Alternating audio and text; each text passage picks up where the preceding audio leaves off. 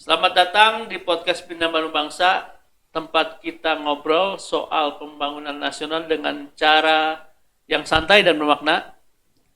Hari ini kita kedatangan sosok wanita yang inspirasi di gerakan koperasi wanita Indonesia. Beliau adalah seorang ketua umum Inkowapi, organisasi yang menaungi hampir 1 juta wanita pengusaha di seluruh Indonesia. Selamat datang Ibu Insinyur Salmila MSc. Makasih Mas Ya. Budi, apa kabar? Baik Bu. Ibu gimana Bu kabarnya Bu? Sehat. Alhamdulillah. Bagaimana pandangan Ibu tentang koperasi hari ini dibandingkan dengan sejak didirikan tanggal 12 Juli 1947 oleh Raden Arya Atmaja? Bagaimana Bu menurut Ibu? Ya oke, makasih Mas Budi.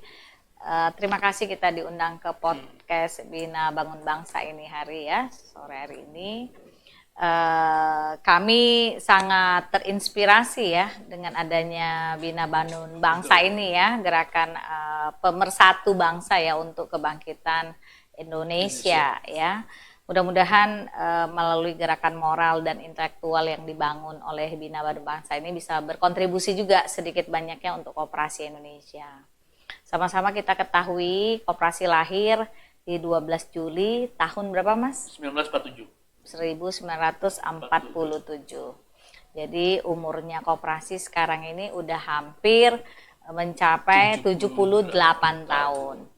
Nah, dalam umurnya yang 78 tahun ini tidak muda lagi ya. Betul. Berarti pengalamannya, keeksistensiannya, keberadaannya itu sudah memang seyogyanya udah dirasakan manfaatnya masyarakat. Namun sampai hari ini tidak semua masyarakat Indonesia memahami hakikat daripada koperasi di Indonesia. Kenapa? Mungkin selama ini koperasi yang ada di Indonesia itu masih eksklusif ya. Masih eksklusif, hanya dimiliki atau dirasakan manfaatnya oleh segelintir orang, oleh beberapa orang. Oleh karena itu harapan kita ke depan dan kita tidak pernah boleh lelah membangun koperasi Indonesia ini, bagaimana kebermanfaatnya ini betul-betul bisa membentuk untuk kesejahteraan rakyat Indonesia. Nah, kira-kira begitu Mas. Kalau menurut pandangan Ibu harus bagaimana untuk mengubah itu? Ya, jadi gini, menyangkut dengan cita-cita Pak Prabowo. Cita-cita Pak Prabowo ini kan sumitronomics ya. Beliau itu betul-betul sosialis, demokratis. Kalau saya sih melihat pemikirannya Pak Prabowo itu seorang sosialis yang demokratis gitu ya. Sosialis, sehingga di eranya Pak Prabowo ini koperasi itu menjadi salah satu usaha atau lembaga yang dipilih yang cocok betul-betul untuk masyarakat dalam pengembangan ekonominya, di antara dibanding dengan mengembangkan perusahaan PT atau CP atau UD ya. Jadi yang cocok banget dengan masyarakat Indonesia adalah koperasi. Nah, dalam keberpihakan pemerintah seyogyanya juga dipasalkan 33 itu harusnya bumi, air, tanah dan bumi semuanya itu dikuasai oleh kepentingan setinggi-tingginya untuk kepentingan masyarakat. Nah, untuk itu lembaga yang harus kita perkuat adalah koperasi. Dan itu sudah termaktub di dalam pasal 33. Saya melihat hari ini koperasi itu belum menjadi lembaga seimbang di antara BUMN, BUMD, dan juga swasta. Sebenarnya ada 3 pelaku usaha yang memang sudah disepakati dari dulu ya, dari bapak-bapak pendiri bangsa kita. Yang pertama itu adalah BUMN, kedua itu swasta, ketiga itu koperasi. Nah, tapi dari tiga pelaku usaha ini yang betul-betul mendapat perhatian secara khusus dan langsung itu adalah yang BUMN. Jadi swastanya kadang-kadang bersaing nih sama BUMN. Nah, kemudian apalagi dengan koperasi. Jadi zaman dahulu atau yang era-era lalu itu keberpihakan terhadap koperasinya belum betul-betul terlihat, tercermin dengan jelas. Bisa dikatakan dianaktirikan gitu ya? Ya, bahasanya seperti itu ya, tapi kita tidak boleh bilang anak kandung atau anak tiri ya, tapi artinya keberpihakan pemerintah untuk koperasi belum maksimum. Makanya dia juga kementeriannya juga masih kelas yang bukan kementerian ya, masih kementerian yang kelas C ya kalau nggak salah saya ya, kementerian yang kelas 3 gitu. Nah, oleh karena itu saya berharap ke depan ini di eranya Pak Prabowo ini, apalagi Pak Prabowo baru saja melonsing ya, bulan Juli lalu, di akhir Juli lalu itu dalam rangkaian Hari Koperasi Nasional itu ada 80.000 koperasi merah putih. Itu bisa didirikan di kelurahan dan juga bisa didirikan di desa-desa. Nah, koperasi merah putih ini harapannya nanti adalah mempercepat pertumbuhan ekonomi yang ingin dicapai 8%. Dan ini bergeraknya masif dan besar gitu ya. Jadi untuk menjalankan program yang masif dan besar ini perlu unsur kehati-hatian. Unsur kehati-hatian dan tersistem dengan baik. Jika kalau tidak tersistem dengan baik, akhirnya nanti adalah huru-hara. Seperti itu kira-kira. Jadi saya harapannya seperti apa baiknya? Buat desain yang baik, buat SOP yang baik, sehingga dalam pelaksanaannya nanti terukur dan terarah dalam pencapaian untuk hasilnya. Kira-kira seperti itu. Bentuk konkretnya seperti apa, Bu? Harus ada kunci ya. Kunci sukses dalam mengelola koperasi sebenarnya itu yang pertama adalah pendidikan dan pelatihan. Nah, nanti mungkin Bina Bangsa ini bisa ikut dalam program pelatihan dan pendidikan koperasi karena tidak semua orang-orang di koperasi dalam koperasi Desa Merah Putih itu memahami hak dan kewajibannya sebagai pengurus, hak dan kewajibannya sebagai anggota koperasi.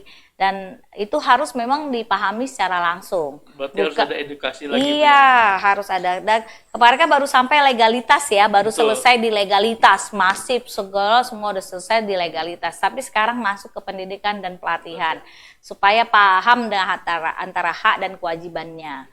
Nah, kemudian yang kedua adalah tadi pendidikan pelatihan nomor 1. Yang kedua adalah tentang pemasaran produk-produk yang akan kita menjadi ujung tombak.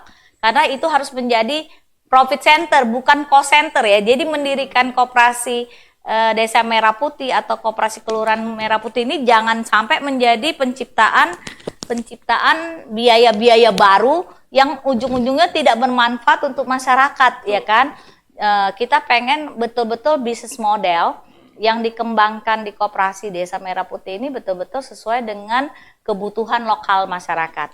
Ada 7 bisnis model yang coba ditawarkan pemerintah melalui koperasi Desa Merah Putih. Contohnya itu ada perkantoran, kemudian ada toko sembako ya. Kemudian ada apotik, ada klinik, ada storage ya. Kemudian ada pupuk dan lain sebagainya. Ada 7 bidang usaha. Nah, yang menarik 7 bidang usaha ini kan sebenarnya bukan sesuatu yang baru ya, bukan inovasi. Sejak lama juga ada orang bikin sembako, warung-warung juga bikin sembako, bukan hanya koperasi bikin sembako. Nah, ini apa yang nanti menjadi value added-nya? Apa sih yang membedakan koperasi mengelola sembako dengan warung-warung mengelola sembako? Nah, ini yang harus kita unsur kehati-hatiannya seperti itu. Nah, yang ketiga, yang pertama pendidikan, kedua pemasaran, yang ketiga itu adalah digitalisasi. Bagaimana digitalisasi harus dilakukan secara bersungguh-sungguh ya dalam pengelolaan usaha di koperasi Desa Merah Putih ini. Tanpa digitalisasi itu tidak ada unsur akuntabilitasnya, keterbukaannya, untuk melihat perkembangannya. Tanpa data yang jelas, nanti keputusan-keputusan yang kita ambil itu tidak akan benar-benar bermanfaat buat keberhasilannya. Ya, jadi yang ketiga itu adalah digitalisasi. Dan yang terakhir yang perlu juga kita perhatikan sungguh-sungguh itu adalah kolaborasi antar koperasi. Jadi koperasi Desa Merah Putih ini kan adalah koperasi-koperasi yang baru ya, yang didirikan, dan umumnya pengelolanya ini adalah tokoh-tokoh ASN ataupun tokoh-tokoh aparat desa. aparat desa ataupun masyarakat desa yang sudah aktivis-aktivis di kelurahan, aktivis-aktivis di desa-desa itu, kantor desa. Nah, tidak semua mereka paham tentang bagaimana menjalankan organisasi, karena mereka orang gajian ya, orang yang memang nggak perlu berbisnis pun mereka sudah dapat uang gitu.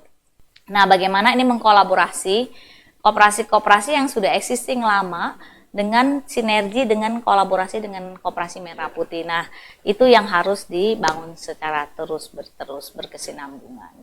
Kalau menurut Ibu ini sebagai ketua Inkowapi, seharusnya seperti apa nih koperasi di Indonesia supaya nanti bisa existing gitu, dan bisa, mungkin saja kan selama ini kan disebut bisa malah bersaing dengan pengusaha swasta ataupun BUMN. Harusnya seperti apa? Yang pertama, keberpihakan pemerintah itu udah oke ya. Sekarang di eranya Prabowo sudah kelihatan ya, keberpihakan pemerintah udah kelihatan jelas, betul-betul terdeklarasi gitu, jelas.